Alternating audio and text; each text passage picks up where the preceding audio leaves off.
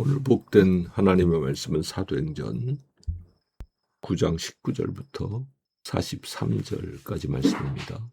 사울이 다메섹에 있는 제자들과 함께 며칠을 머물고 나서 즉시 회당에서 예수 그리스도를 선포하기 시작을 하죠. 그 사울의 메시지의 핵심이 여기 요약이 되어 있어요. 20절에 그는 하나님의 아들이다. 즉 예수 그리스도, 그는 하나님의 아들이다. 그게 사울의 메시지였어요. 되게 평이하게 보이죠. 우리는 하도 귀에 딱지가 않게 들어서. 근데 그럼 진짜 이 그는 하나님의 아들이다라는 사울의 이 선언이 무엇이었나? 그건요, 22절을 읽어보면 알 수가 있어요. 사울이 점점 더 힘을 얻어서 다메섹에 사는 유대인들을 다 굴복시켰다. 아주 박살을 내버렸다. 그런 단어를 실제로는 썼어요. 그런데 박살을 내면서 증명했는데 예수 그가 그리스도이시다. 그걸 증명했어요. 잘 모르는 사람은 어떤 경우에 예수님은 first name이고 그리스도는 last name이다. 뭐 이렇게 착각하는 사람도 있어요. 그게 아니고 그리스도는 구약 성경에 하나님께서 선지자들을 통하여 약속하신 너희를 구원하기 위하여 보낼 구원자. 그 구원자가 너희에게 오면 너희를 하나님의 백성으로, 하나님의 직접적인 통치 아래 영광스러운 나라로 세우실 거다. 회복시키실 거다. 그런 예언의 말씀인데 그 예언의 말씀을 실제로 성취하는 분이다. 그런 뜻이 되는 거죠. 다시 정리하면 예수는 누구시냐? 구약의 하나님께서 선지자들을 통하여 예언하신 바로 그 메시아 구원자다.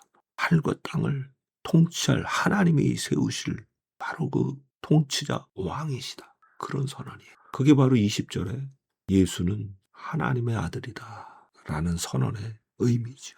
그런데 이런 사울의 선언에 다메섹에 있는 유대인들이 어떻게 반응했어요? 그를 죽여버리려고 했어요. 원래 사울은 다메섹에 있는 유대인들과 힘을 합쳐서 거기 거주하는 크리스천들을 다 체포해 가려고 왔던 그들과 한패였었거든요. 그런데 사울이 이렇게 증거하니까 죽여버리려고 그들이 모의를 하죠. 왜 그랬을까요? 그들이 생각하던 메시아는요, 자기네 민족을 우상 숭배 국가인 로마로부터 해방시키고 로마를 발 아래 두는 그런 나라로 탈바꿈시키는 그런 군사적인 영웅, 그런 메시아 이미지를 가지고 있었거든요. 그런데 예수님은 어땠어요? 그 우상 숭배 국가 로마 권력에 의해서 참혹하게 십자가에 처형되었잖아요. 그런 분이 어떻게 메시아가 될 수 있느냐? 그런 분이 메시아가 되면은 그들이 바라던 그런 메시아가 통치하는 나라가 그게 어떻게 오겠냐? 그렇잖아요. 그건 기대 난망이잖아요. 그들의 기대와는 완전히 다른 이야기를 사울이 하고 있었던 거죠. 그들의 사고방식 속에 그렇게 참혹하게 죽임당한 사내를 메시아라고 인정한다? 그거는 아예 불가능한 거였어요.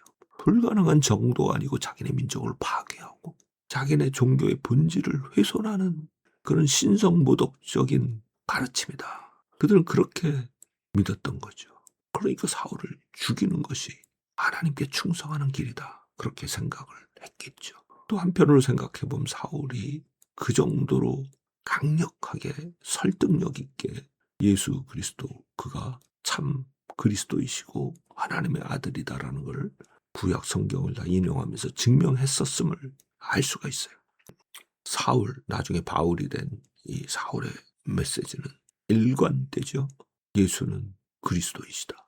오늘도 우리는 동일한 메시지를 들었고 믿고 또 선포하는 것이죠.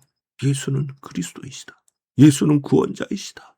예수는 왕이시다. 예수는 오늘도 통치하신다. 내 삶을 통치하시고 나를 통하여 이 땅에서 통치하신다. 그게 우리의 동일한 선포이고 우리의 고백인 것이죠. 자, 그런데 어떻게 되었어요? 이 유대인들의 음모를 알고 사울이 도망을 치고 예루살렘에 가서 예루살렘에서 이제 또 활동을 하다가 예루살렘에서 예수 그리스도를 증언하다가 거기서도 유대인들이 죽이려 하니까 결국은 가이사랴로 형제들이 그를 보내죠. 그리고 거기서 다시 사울의 고향인 다소로 보내죠. 이 사울이 참 엄청난 열심을 가지고 그 불타는 열심으로 예수 그리스도를 증언하는 이 모습에서 우리는 향후에 지중해 세계 전체로 로마에까지 나중에 스페인에까지 복음을 들고 갔던 바울의 모습을 엿볼 수가 있죠. 그런 그의 선포를 통해서 오늘날 복음이 우리에게까지 이르게 된 것임을 우리는 알 수가 있어요. 자, 그 후에 베드로가 중풍병자 애니아를 일으키고 또 요바에서는 다비다라 또는 도르가라 하는 죽은 여성을 살리는 장면이 기록이 되어 있죠. 자, 뭐가 생각이 나세요? 로마서 1장 16절 17절에 우리가 여러 번 암송했지만은 내가 이 복음을 수치스럽게 부끄럽게 여기지 않는다. 이건요 굉장히 강한 표현이에요. 너무나 자랑스럽게 여긴다. 수치스럽게 여기지 않는 이유가 뭐예요? 복음은 모든 믿는 자들에게 구원을 주시는 하나님의 능력이 됨이라. 하나님의 능력이기 때문에, 구원을 주시는 하나님의 능력이 되기 때문에, 그 복음을 믿는 자들은 그 구원의 능력 가운데 살아가기 때문에 복음을 부끄러워하지 않는다고 했어요. 뒤집어 말하면 복음 안에서 결코 하나님께로부터 외면당하는 수치를 당하지 않을 것에 대한 바울의 확신이 담겨있는 선언인데요. 거기서 핵심적인 단어가 무엇이냐? 구원을 주시는 하나님의 능력. 오늘 우리 읽은 말씀 속에서도 복음이 하나님의 능력임을 베드로의 사역을 통해서 알 수가 있어요.